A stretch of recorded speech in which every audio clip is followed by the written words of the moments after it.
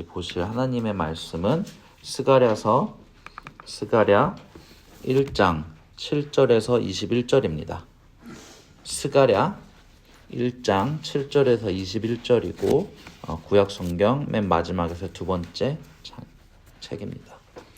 스가랴 1장 7절에서 21절 저희 교독하고 마지막 21절 같이 읽도록 하겠습니다. 다리오 왕 제2년 11째 달 곧 스바월 24일에 이또의 손자 베가랴의 아들 선지자 스가랴에게 여호와의 말씀이 임하니라.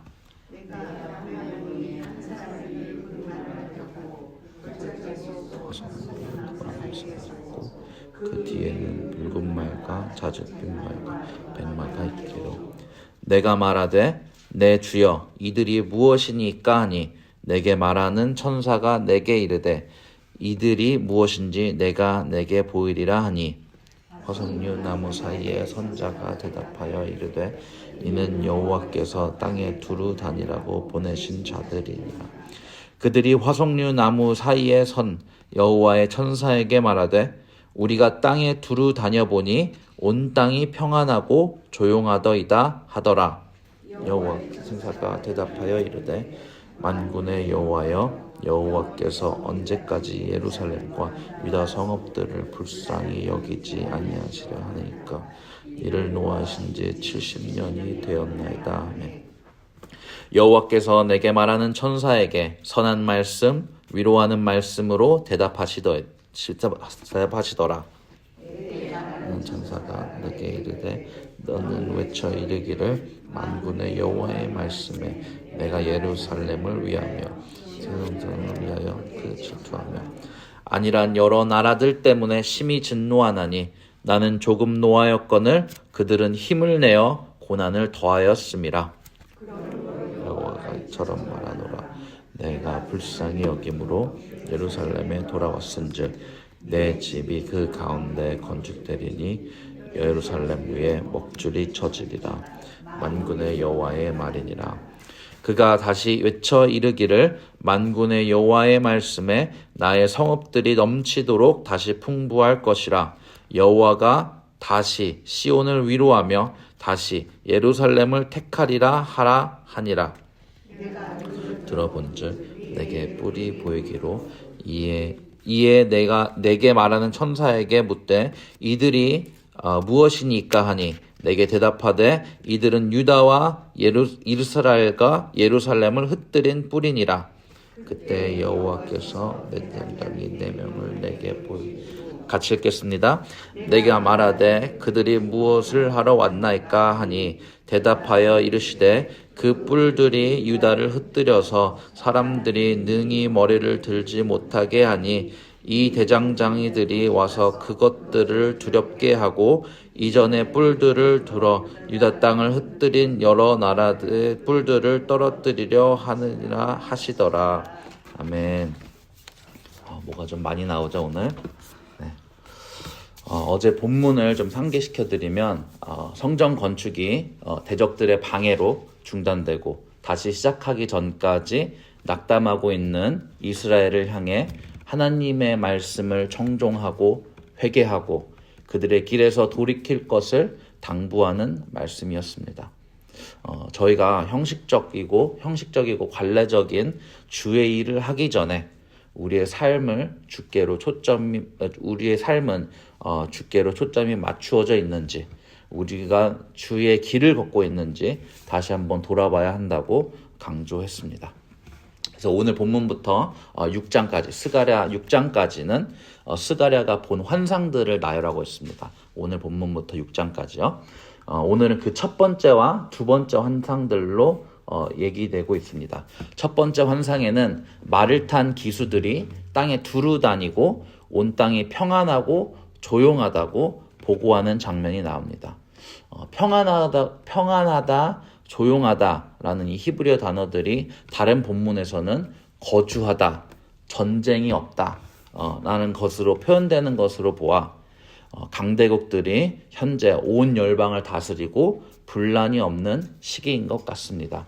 그런데요, 이것을 이스라엘 입장에서 생각해 보면 현재 바벨론에 의해 멸망당한 지 70년이 지나서 황폐한 땅에 들어와 하나님의 전과 성벽을 재건하겠다는데 대적들이 와서 깽판치고 회방하고 하나님이나 그 어떤 왕도 그들 편에 서서 이를 돕거나 대적들을 물리쳐주지 않았다는 겁니다. 평안하고 조용한 것, 뭐 좋은 표현 같지만 지금 현 시점에서 이스라엘의 남은 백성들이 생각하기에는 하나님이 뭐라도 좀 해주셔야 되는데 두 손 두 발 놓고 가만히 계시니까 얼마나 답답했겠습니까? 발을 동동 구르고 목이 빠져라 기다리고 있었을 것 같습니다. 저와 새벽교회 성도님들이 이 본문에 이스라엘 같은 때를 지나고 있을 수 있겠다는 생각을 했습니다. 저희는 주의 일을 한다고 주님이 이끄시는 길을 걷는다고 하는데 세상도 나를 버려둔 것 같고 하나님도 침묵하고 있으신 것 같은 때를 지나고 있을 수 있습니다. 남들은 평안하다, 조용하다라고 하는데 저희의 마음은 고요치 못하고 마음의 파도만 요동칠 때가 있죠. 혹시 그런 때를 보내고 계신다면 오늘 13절의 말씀이 우리에게 레마로 찾아오기를 기도합니다. 13절에 이렇게 말합니다. 여호와께서 내게 말하는 천사에게 선한 말씀, 위로하는 말씀으로 대답하시더라. 여호와 하나님은 우리에게 선한 말씀으로 위로하는 말씀으로 오십니다. 이것을 믿으십니까? 네. 먼저 하나님은 당신의 백성에게 어떤 마음과 태도를 취하시는지 일깨워줍니다. 14절입니다. 만군의 여호와의 말씀에 내가 예루살렘을 위하며 시온을 위하여 크게 질투하며 하나님은 우리를 위해 질투하시는 하나님이십니다. 그것도 아주 크게 질투하시는 하나님이십니다. 어제 본문의 말씀처럼 왜 돌아오라고 하시는지 아시겠죠? 우리의 사랑과 애정이 하나님을 오롯이 향하기 전까지 주님은 우리를 위해 크게 질투하십니다. 왜 이스라엘을 바벨론에 멸망시키기까지 하셔야 했을까요? 왜 70년의 포로기를 지나고 다시 잿더미에서 시작하게 주님은 내버려 두셨을까요? 우리가 출애굽기에서 하나님과 모세가 했던 대화를 한번 기억해 보시길 소원합니다. 출애굽기 32장에서 금송아지를 만들어서 그 앞에 절하는 이스라엘 백성을 그냥 갈아엎으려고 하셨거든요, 하나님이. 근데 모세가 막습니다. 모세는 하나님의 마음을 간파했거든요. 그냥 다시 새로 시작하는 건 하나님이 아니라는 걸 모세는 알았습니다. 저희도요, 가정에서 교회나 직장에서 아픈 손가락 때 그냥 잘라버리고 그냥 말 잘 듣고 고분고분하고 일사불란하게 착착착 움직이는 그런 사람들로만 구성해서 나가면 얼마나 편하고 편리하겠습니까? 근데 하나님은 그렇게 하시지 않는다는 겁니다. 아픈 손가락, 주저하고 늘 실패하는 주의 길을 가지도 않는 말 안 듣는 이스라엘을 품고 가십니다. 이끌어내시고 순종하는 자리에까지 데려가시겠다고 우리를 버려두시지 않습니다. 말 안 듣고 형편없다고 폐기하지 않으십니다. 이것이 저희가 세상과 하나 다른 태도를 가져야 한다면 하나 가져가야 할 주님의 마음이자 태도일 것입니다. 우리가 서로를 바라볼 때 기다려줄 수 있는 것, 이 태도를 가지고 있기를 소원합니다. 두 번째로는 16절입니다. 그러므로 여호와가 이처럼 말하노라. 내가 불쌍히 여김으로 예루살렘에 돌아왔은즉. 하나님이 긍휼을 베푸십니다. 우리가 무너졌을 때 그대로 두시지 않고 회복시켜 주십니다. 우리의 눈물과 아픔, 이것을 유기하지 않으십니다. 또 17절 말씀에요.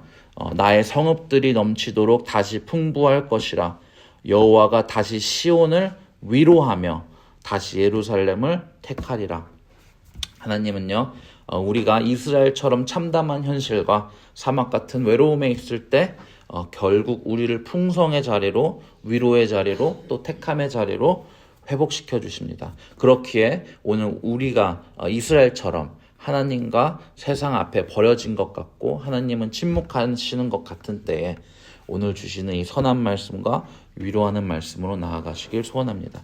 더 나아가서 우리 공동체 안에 누군가가 잿더미에 앉은 이스라엘처럼 유기된 것 같고 변두리에 있는 것 같은 분들이 있을 때 여기 계신 저와 성도님들은 혹시 이분들이 외면받고 신음하는 분들이 그 자리에 가만히 있는 것이 아니라 우리가 하나님을 닮아서 긍휼과 위로로 그분들을 감쌀 수 있는 그런 우리 교회 될 수 있기를 기도하고 부탁드리겠습니다. 그런 취지에서 오늘 한 가지 더 나누길 소원합니다. 오늘 본문 마지막에 나오는 두 번째 환상은 4개의 뿔과 4명의 대장장이입니다. 뿔은 예루살렘을 흩뜨린 바벨론, 아시리아 등으로 표현된 것입니다. 4개의 뿔은 아시리아, 바벨론 같은 강대국입니다. 그런데 그 나라들을 떨어뜨릴 수 있는 자들이 여호와께서 보내신 4명의 대장장이들입니다. 근데 이 단어가 재밌는 게요. 이 대장장이라는 단어가 재밌는 게 그 열왕기상 열왕기하에 보면 성전을 건축하는 장인들로 표현되기도 합니다. 무슨 말인가요? 이스라엘의 남은 백성들이 보잘것없다고 생각했던 해도 그만 안 해도 그만인 것 같은 성전 건축이 주님의 섭리 안에서는 세상을 두렵게 하고 떨어뜨릴 수 있는 매개체가 된다는 말입니다. 우리가 그리스도인으로 사는 것, 특히 교회를 세우는 일이 교회를 세우는 일이라고 하면 물리적인 봉사만 얘기하는 것은 아닙니다. 오히려 교회를 이루는 아까 말했던 교우들을 세워주는 일을 말하는데 교회를 세우는 일이 별 볼 거 없는 것 같은데 하나님은 그것을 들어 쓰신다는 겁니다. 우리를 성전 건축하는 대장장이로 불러주신다는 겁니다. 그래서 교회를 세우는 일에 앞장서서는 여기 계신 권사님들과 집사님들 그리고 제가 저희 새벽교회 대장장이라고 볼 수 있겠습니다. 저희가 하나님의 질투와 긍휼의 마음을 우리 교회 가운데 대장장이로서 흘려보냈으면 좋겠습니다. 그럴 때 주님은 16장의 말처럼 내 집이 그 가운데 건축되리니 예루살렘 위에 먹줄이 쳐지리라 만군의 여호와의 말이니라. 주님이 먹줄을 치신다고 합니다. 이게 측량하는 자와 같은 단어인데 저희가 요한계시록 21장에서 보았던 금갈대자의 역할을 하는 겁니다. 제가 나눴을 때 갈대처럼 요한의 기억에 초라하고 예수님을 핍박하는 도구로만 사용되어졌던 갈대가 성전을 측량하는 도구로 구속되어진 것처럼 오늘 저희의 하루와 보잘것없어 보이는 섬김이 그 섬김마저도 주님의 구속사 가운데서 성전을 건축하는 먹줄로 대장장이로 거듭날 수 있는 저와 여기 계신 모든 성도님들 될 수 있기를 바랍니다. 기도하시겠습니다. 주님, 우리의 현실이 때로는 황폐하고 마음은 요동치고 하늘은 잠잠한 것 같을 때에도 오늘 이렇게 선한 말씀과 위로의 말씀으로 찾아오시는 주님 감사합니다.